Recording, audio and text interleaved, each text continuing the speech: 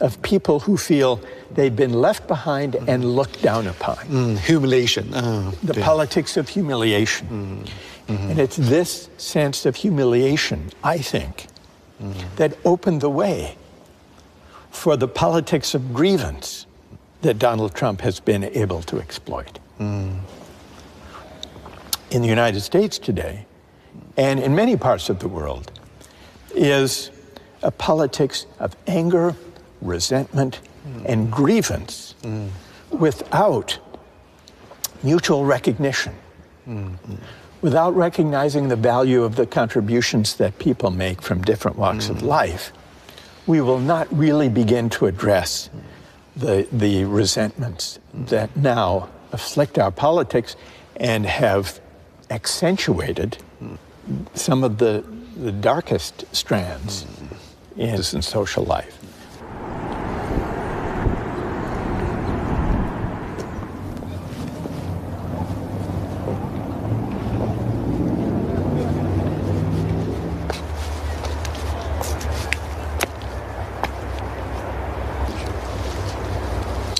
我想大家去国子监，在中国这个 meritocracy 是这么的受尊重。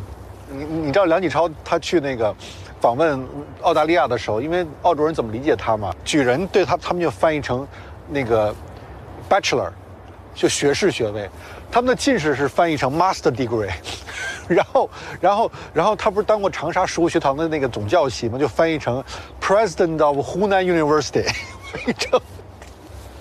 所以很逗。所以误读，我真的挺想带去看国子监的，这特别对着他这个写的书的感觉，加上拼音线。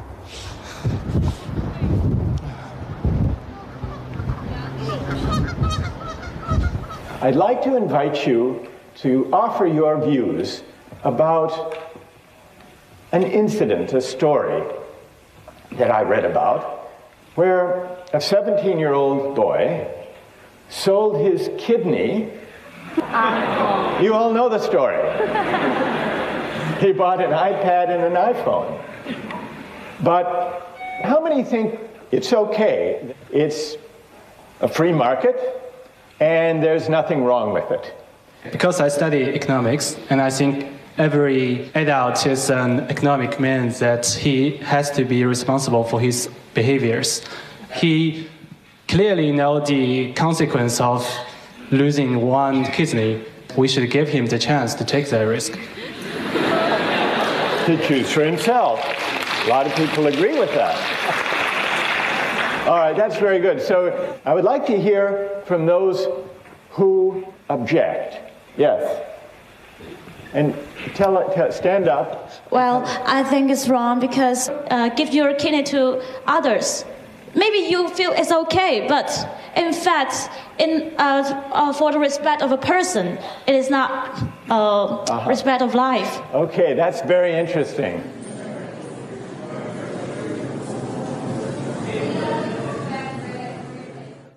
Even facing the same concept like justice. Yeah. You see the difference from different countries? Yes, yeah. It's prompted me to reflect on why there are these differences when I encounter them. When I had these conversations with young people in China in the 2000s, what struck me was, first, they did have very strong pro-market moral intuitions, as I mentioned. And I would put a lot of examples to students and to the audience, asking them whether they think this or that social practice should be governed by money or by other norms. So I put questions like this. What struck me was the moral intuitions about buying and selling were similar in the US and China. In Eastern Europe, it was similar. In Poland, for example. Most European countries, it was quite different. You think why? Why? Similar mentality? I think it's because, especially in the early 2000s, that China had experienced, the young generation had grown up with the market reforms.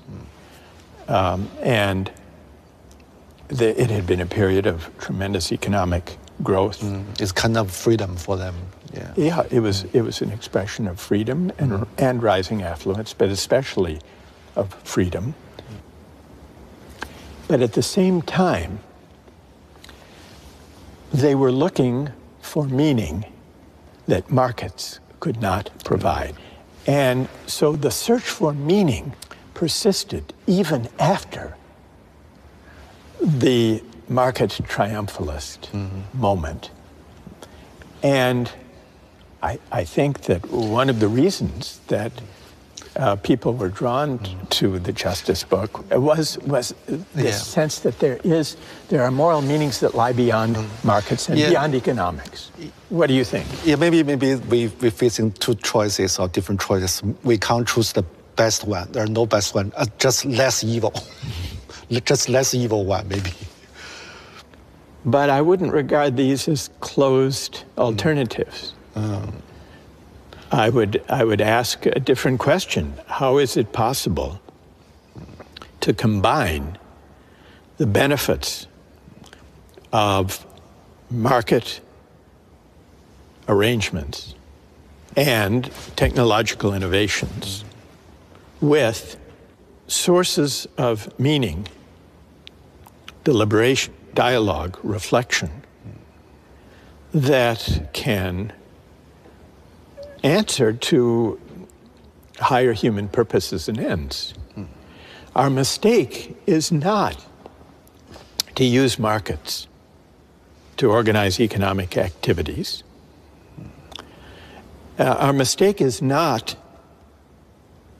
to hope that technological innovations will deliver real improvements to the way we live our lives. Our mistake is the tendency to think that markets and technology by themselves can define human purposes and ends. They can't. And when we put too much faith in them, when they become a kind of faith, almost a kind of religious faith, markets and technology, then we're bound to be disappointed. And when the disappointment comes, the disappointment may take harsh, dangerous forms. So the situation is so complicated. What kind of solution we can provide? We try to build dialogue, but very difficult. I think we need to focus less on arming people for meritocratic competition and focus more on contending with inequalities of income and wealth, but also inequalities of honor, recognition, and esteem. And this means we have to renew the dignity of work. We have to broaden our conception about what counts as a valuable contribution to the common good. And we need the kind of class-mixing institutions in civil society that will lead us to encounter one another, to be in one another's presence, not only in our phones, all the more so when our societies are divided and polarized, because the people we encounter tend to be people only like ourselves. We need to overcome that. But every solution, every theory always has its own flaw. Yeah. So how about your solution? Your attack the meritocracy, but maybe your theory, your book still has kind of flaw. Maybe you must overcome what kind of flaw it is. Right. Yeah. Well, what flaws have you identified? Let's start with that. I don't know. Maybe too idealistic. Too idealistic? Yeah. You think so? I don't know. That what I've just suggested is really too much to hope for. I don't think that reducing inequality and renewing the dignity of work and creating a greater equality of condition and recognition will happen anytime soon. They're not easy projects to undertake. So I want to be realistic about that. But do you think, should philosophy be more responsible for the historical consequence or not? idea and the reality, Russell, Hegel. Yeah. They talk about inequality, talk about the virtue, but the consequence may be this one. Yes. Yeah, extreme opposite. Yes. How to see the paradox?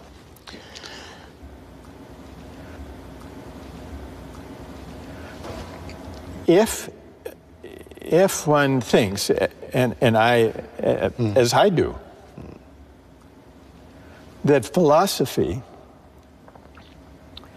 is always situated in the world, that philosophy should attend to the world, then philosophy cannot be indifferent, and the philosopher cannot be indifferent to the way in which various people or parties or movements implement philosophical ideas.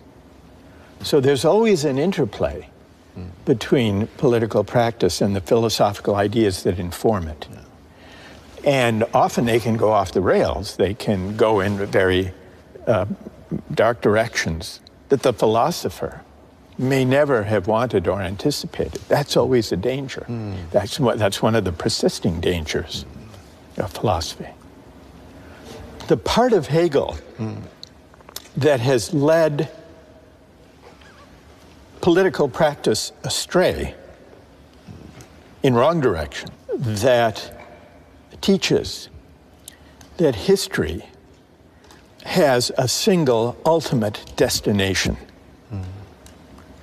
and that it takes a certain shape, that has contributed to some of the dangerous movements in history who may have been inspired by the idea that history points in a certain direction, and that it's our responsibility either to let history unfold or to help history unfold to reach that final destination once and for all. I think the phrase or the idea, once and for all, is a deeply dangerous idea. And I think it's at odds with the philosophical spirit of questioning, contesting, offering competing interpretations. In your mind, in our time, which idea is the most dangerous idea in today's world? I would say that the forces today that are most dangerous are the versions of religious fundamentalism or of hyper-nationalism or of ideological purity that all draw in one way or another on the idea that moral truths and human truths are singular, that there's only one way of interpreting our past, there's only one historical end or destination, there's only one true way of interpreting religious and spiritual traditions. Because what this misses, well, it leads to dangerous politics, but it also misses the deep pluralism of the human experience. So how about the Silicon Valley philosophy? It's techno-driven ideology. It's I would say it's a version of this, because the most extreme versions of Silicon Valley techno-utopianism, some have a more specific term of transhumanism or singularity, because they too think that history is on their side. They too think that as technology develops and as generative AI develops, we will be transcending the messy, contentious, pluralist human projects and arriving at a kind of singularity where perhaps our minds will meld with machines. And the very idea that going to the moon or to Mars is kind of a natural outgrowth of this way of thinking, where they can start anew. It's the ambition really to start from scratch with a clean slate, to begin anew, unfettered, uncomplicated by disagreement, contestation, challenge, dialogue, controversy, where they can start anew and build a society from scratch that is not, as they might see it, weighted down by the controversies that arise whenever human beings gather in society. So there is something, it's fantastical, but it's also dangerous and hubristic, because it implies that they are the avatars, they are the pioneers, the initiators of this new frontier that breaks free from the messy need to negotiate, to discuss, to disagree, which is essential to the human experience.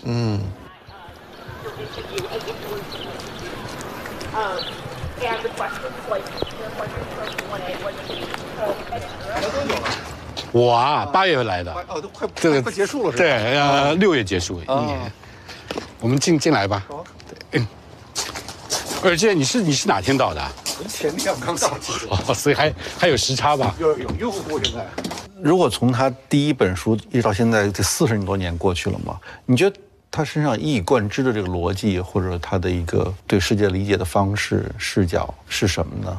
他有一些东西是没有变，他认为，公共精神，对于个人和对于一个国家或者民族或者世界的政治都是特别重要的。所谓公共性就是大家要商量，不能有些事情那么独断的来做。就是通情达理，就 reasonable。你不能有一个说我们发现了一个法则，这个法则，无论是你是用政治上的那种规约教条也好，或者市场上教条也好，你都要得想想，在各种不同的情景下，它会怎么样？它是不是在有些地方可以转变，可以变通？它是应该不断的被检讨的。但我们的教育特别容易给我们这种思维方式，对，像绝对主义和相对主义这样的问题，你没有办法用一个完全的论述，来给出一个好的答案，但是只要我们回到生活的场景里、情景里，更好的方式总是有可能的。那么就让我们去找那个更好的方式。我们不要总体性的解决问题，对，要回到非常具体的那种状态里。当然，这个具体的问题，我们会有一些哲学的想法，一直能够启示我们去探索。大家相互讨论啊，理性的推论啊，它是一套生活方式。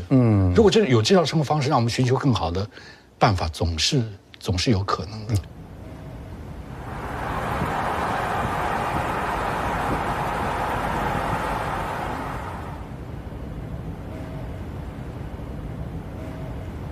So could you imagine, maybe in the coming years, everyone has set here to emigrate into the metaverse? Yeah. What should philosophy do, thinker do in that new era? Take the goggles off. Yeah. That's what philosophy should do, take the goggles off. So it would be the mission of philosophy in a metaverse, if it ever came to be, would be to try to take or persuade people to take those goggles off, to imagine a world in which the line between what's virtual and what's real blurs to the point of vanishing. And here's the question. Would such a world be recognizable as a human world? A world in which we had lost even, where we no longer cared even to ask the question, how to locate the line between the virtual and the real.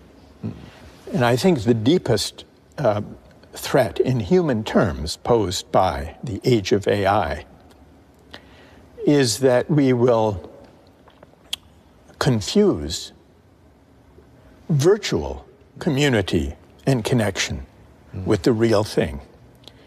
And that would represent a great loss. How to fight with the trend or deal with the trend?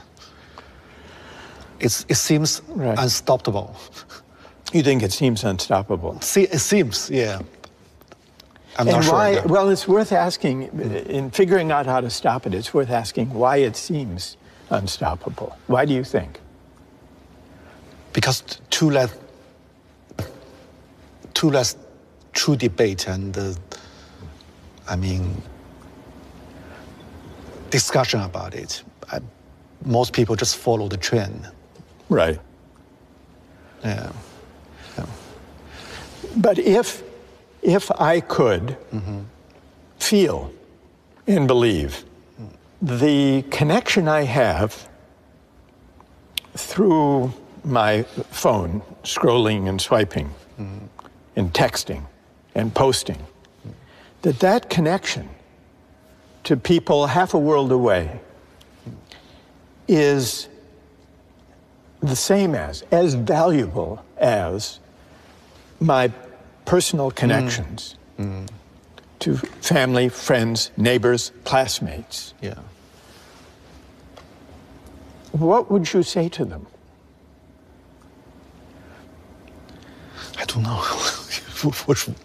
Or why would that represent a loss, I guess is what I'm asking. Why would that represent a loss? Yeah. I'm curious about you because, my phone. Yeah. It's the most intimate things we have. We touch Intimate. very intimate. Right. You spend more time with it. Yeah. Yeah. And even through the social media, you talk with so many people. I think sometimes, even most time, because friends live different places, we through it, but still feel kind of very intimate. Yeah. The similar with me. Intimate. Face to face. Right. So it's a new community. But I'm not so sure about it's less important than the more concrete communities before or the similar. I'm so confused about it. So how to understand it, the change? Yeah. Yeah. Yeah.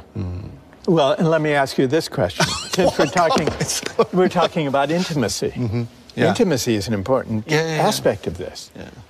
There are now AI-equipped devices, little robots, that you can buy. Let's say you have an aged parent or grandparent who's living alone, maybe in a nursing home, and who's lonely.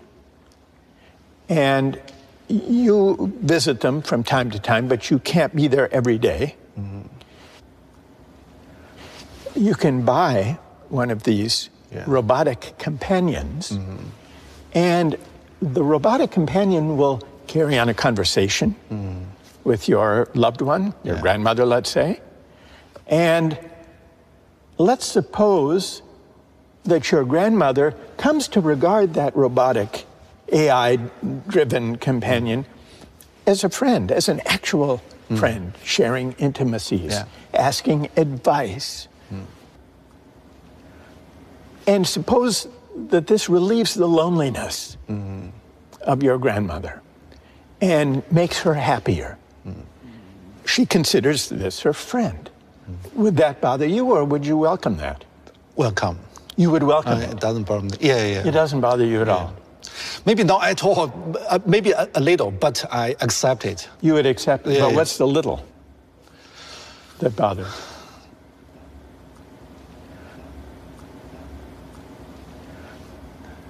Maybe just because it's a new thing and needs some time and space to understand it, accept it. But if your this goes back to what we were discussing about the virtual and the actual and the real. Now, your grandmother no longer recognizes, we're assuming, the difference between a robotic friend and an actual friend. That doesn't bother you. Do you think there's a loss?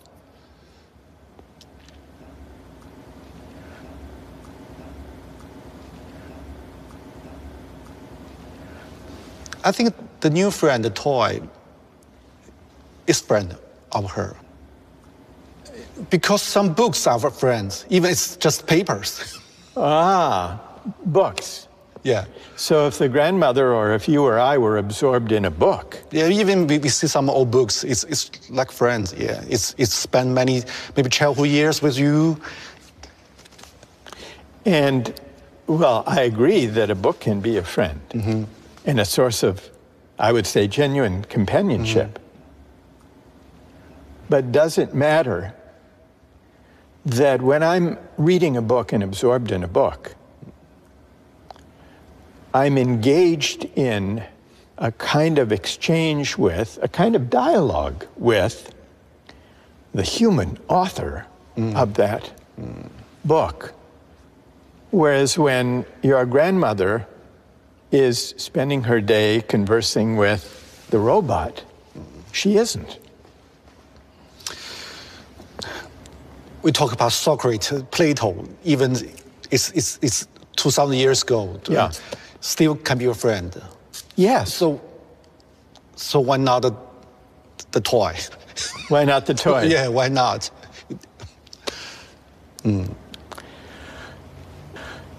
Because it's a machine. Yeah. Because But yeah, can it engage in dialogue? We've been talking a lot about dialogue. yeah. Or put it this way, take a simple example, when Maybe the toy speak like Socrates. So many information about Socrates. Right. Thoughts. Right. In the toy. Like a chatbot. Yeah, A Socratic chatbot. Yeah. Yeah. We can imagine Socrates from the books, from his dialogue. Yeah. From the books. Yes. Maybe she can imagine something similar from the toy. Yes. The toy is like different books. Because the books is much more sophisticated than we think. Even a book is more different layers. Maybe we just can touch it, maybe several layers, but more layers we still can't touch. Maybe. If the toy becomes a sophisticated chatbot that is programmed on Socrates or Dostoevsky. Yeah. Well, let me ask you this. Suppose your grandmother passes away, but she has left all of her digital data, all of her emails, all of her social media, recording of her experiences, and created a digital avatar using machine learning, so that you're mourning the loss of your loved one, but you can still carry on conversations with her, and so can your children, and so can their children, with their great-great-grandmother, and ask her advice, can introduce her to a new boyfriend or girlfriend, ask her opinion. Now, in principle, machine learning, AI-generated chatbots, as they become perfected, could provide a kind of virtual immortality, in which case the line that's being blurred is not only between the virtual and the actual, but between living and not living. What about that? Would you want to speak to the virtual digital avatar of your great-grandmother? Maybe I will. I guess I would, because because in those days we see picture of them. Yeah. Their letters. Photo. Read their letters. Yeah. And remember them. Yeah. It's still kind of dialogue with the photo, with the letters. Yeah. It is a kind of dialogue. Yeah. It's become a new, complicated, and a more rich photo and letters. Yeah. So so virtual immortality, you would welcome virtual immortality. I don't know. Actually, I don't know. I think I will.